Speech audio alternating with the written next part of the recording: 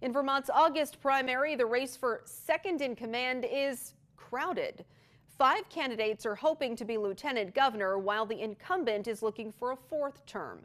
Fox 44's Malachi Flynn spoke with a few of the candidates. The race for Vermont's second in command is proving to be competitive, as 4 new candidates set out to challenge incumbent Lieutenant Governor David Zuckerman. Zuckerman is facing opponents from 3 parties, but says he feels good about his chances. I think people have appreciated my advocacy, whether it's for kids in education, affordable housing, and really working to build more affordable housing, whether it's about more progressive taxation so people aren't strangled by regressive taxes, really hitting them below the belt, and a lot of my climate leadership over the years. The current lieutenant governor is seeking the Democratic nomination, but faces Democratic and progressive newcomers. Thomas Renner, Winooski's deputy mayor and former aide to Congresswoman Becca Balint and U.S. Senator Patrick Leahy, also wants the Democratic bid. Moving here and staying here has become too difficult for many people. But I know that together as Vermonters, we can create an economy that works for all. Former Burlington City Councilor Zariah Hightower is running as a progressive.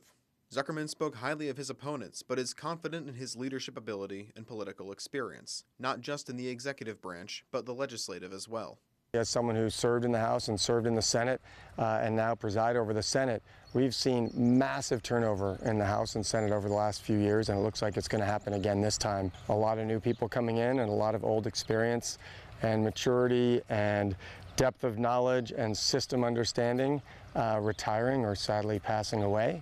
Across the aisle, Zuckerman faces a challenge from former state Senator John Rogers, a longtime Democrat who recently switched his party affiliation to run for lieutenant governor as a Republican.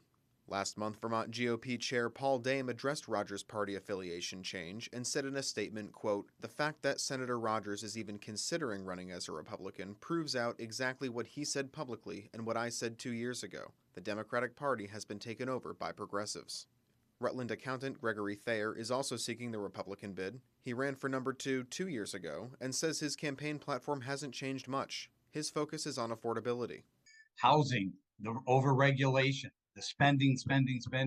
They just keep wanting to spend, and we can't do that. People cannot afford that. Every family, especially working Vermonters, that they need to be represented in Montpelier, and they're not. Thayer says he wants to make Vermont more business-friendly, lowering taxes and regulations to improve the economy and to represent working families. He says he remains a strong supporter of former President Donald Trump. Thayer says he thinks Vermonters are excited to see more Republican candidates and agreed with Dame, saying that Rogers crossing the aisle shows a change in sentiment toward progressive Democrats in Vermont. Reporting in Colchester, Malachi Flynn, Fox 44 News.